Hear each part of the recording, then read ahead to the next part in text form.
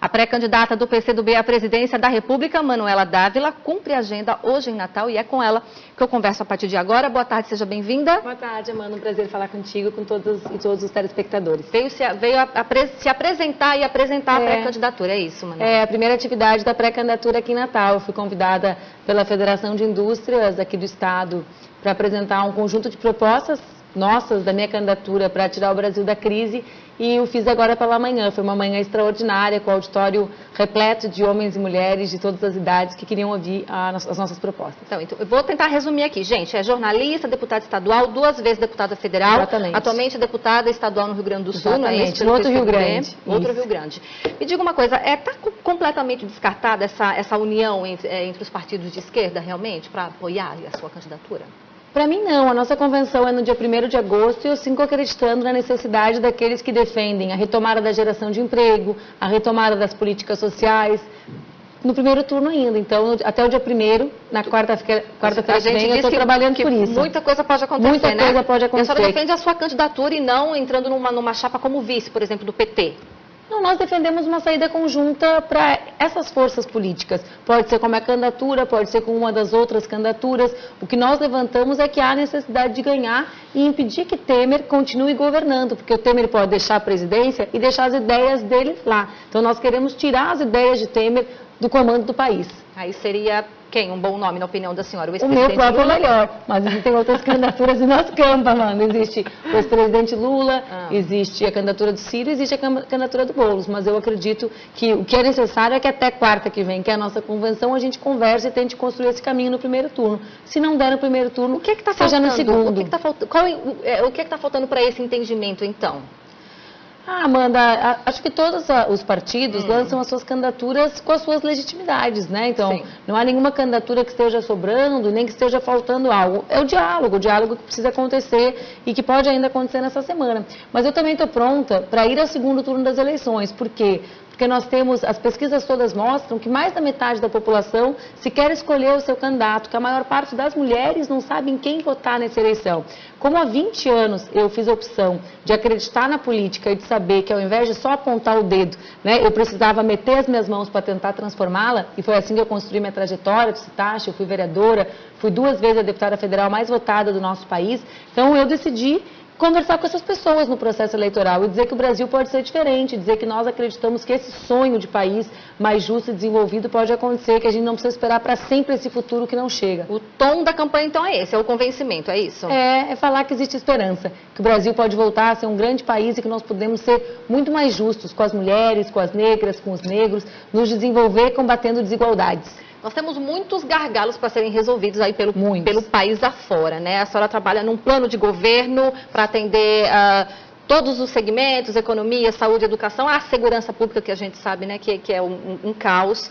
Como é que é, então, esse plano de governo da senhora? Hoje pela manhã, na Federação de Indústrias, eu foquei a minha fala, a minha intervenção nesses 2 pontos. Como retomar o crescimento da economia e como garantir uma reforma da segurança pública que permita que a gente desenvolva ao país, gere milhares de empregos e tenha paz. E eu convido, inclusive, aos telespectadores, já que aqui nós temos um tempo menor, para que assistam nas minhas redes aquela fala maior. Por quê? Nós precisamos recompor os investimentos públicos, precisamos garantir um conjunto de investimentos em infraestrutura, seja infraestrutura estradas, seja nas grandes cidades, para que as trabalhadoras e trabalhadores vivam melhor. Nós precisamos revogar a reforma trabalhista, que retira direitos e coloca milhares de brasileiros na informalidade. E, ao mesmo tempo, precisamos, eu acredito, defender uma nova política de drogas e uma nova polícia, para que a gente priorize alguns tipos de crime, sobretudo os homicídios e os crimes sexuais, os crimes que causam violência na sociedade, e que não ponha toda a nossa polícia para prender meninos e meninas de 16, 17, 18 anos com pequeníssimas quantidades de drogas que acabam indo para os presídios e lá se organizando em facções criminosas. Acho que o governo federal precisa chamar para si a responsabilidade sobre a retomada do crescimento da economia e sobre a construção de uma segurança pública. Parte dos problemas, né, que a gente vivencia na segurança pública tem um reflexo da educação. A senhora pensa em alguma coisa mais abrangente no sentido de trabalhar na educação para receber os benefícios através da segurança?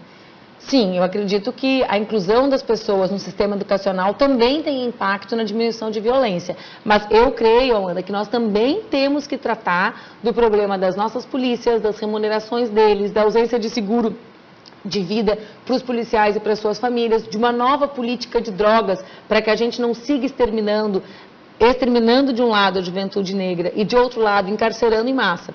Qual que eu acho que é a prioridade de investimentos do governo federal em educação? Eu acredito que deve ser a manutenção, óbvio, dos investimentos nas universidades, mas a priorização também do investimento em educação infantil. 70% das crianças que precisam de vagas em creches no Brasil e depois até a entrada no ensino fundamental não conseguem essas vagas. Então nós precisamos com uma velocidade muito grande reverter isso, porque isso pune as crianças, que perdem muito do seu estímulo cognitivo nos primeiros anos, e eu tenho uma filha de 2 anos e 10 meses que está aqui atrás dormindo, eu conheço bem disso, mas, para além disso, também é uma questão de justiça conosco, com as mulheres, porque metade das mulheres brasileiras com filhos de até 1 ano, depois do parto, e da licença maternidade, não conseguem voltar ao mercado de trabalho. Então, a garantia dessas estruturas são fundamentais para as crianças e para a nossa liberdade, para a nossa volta ao mundo do trabalho. A senhora citou a questão aí de ser mãe, de ser mulher, essa questão do empoderamento feminino. A senhora acredita que exista só mesmo no falar? Melhoramos, a mulher avançou, mas o empoderamento é muito mais além do que já se conquistou? Claro que sim, é muito mais. A sociedade brasileira ela é muito desigual com mulheres e com homens, né? Veja bem, eu sempre brinco, quando eu chego com a minha filha, todo mundo olha e pensa, que legal, a candidata trouxe filho. Onde estão os filhos? Né? Quem cuida das crianças dos meus colegas? As crianças, elas são responsabilidade, não é o meu caso que divido com o meu marido, né? Mas elas são responsabilidades, os cuidados são de responsabilidade das mulheres. Esse tema do desemprego vinculado à maternidade, a diferença de salário entre mulheres e homens que exercem um mesmo trabalho, né? Não é trabalho diferente, o mesmo trabalho e salários diferentes. Então, o Brasil ainda é um país muito desigual com as mulheres e muito desigual com as negras e com os negros. É importante o exemplo? Claro que é importante. É importante uma mulher na política? É importante. É importante mostrar que se concilia a maternidade com qualquer trabalho e que não é igual, porque os homens negam isso. A gente não quer ser igual a eles, que fica invisível. A gente tem que mostrar, porque quando tem um homem brilhando, eu sempre falo, quando um homem está divando por aí sem filho, tem uma mulher criando os filhos sozinha em casa. Eu não quero repetir isso. A gente tem que dividir, tem que defender a divisão de responsabilidades. Então, de um lado, existe o símbolo, mas de outro lado, existe muita política pública que precisa acontecer para que a gente não trabalhe tão mais que os homens nesse mundo como a gente trabalha. E trabalha muito mesmo. Trabalha muito mais, porque o trabalho doméstico, o trabalho de criar os filhos, de administrar a casa, de cozinhar, de limpar, é o que dá mais trabalho na vida. Que a gente sai para trabalhar, parece que está de férias, não é? Não é? É assim mesmo. Vamos falar um pouquinho agora da saúde, né? O SUS. Nós temos aqui problemas, crônicos, né? Nos hospitais públicos, pacientes aguardando nos corredores, falta de abastecimento, falta remédio, falta médico, falta... Como melhor administrar essa verba da saúde e chegar aos estados e chegar aos municípios?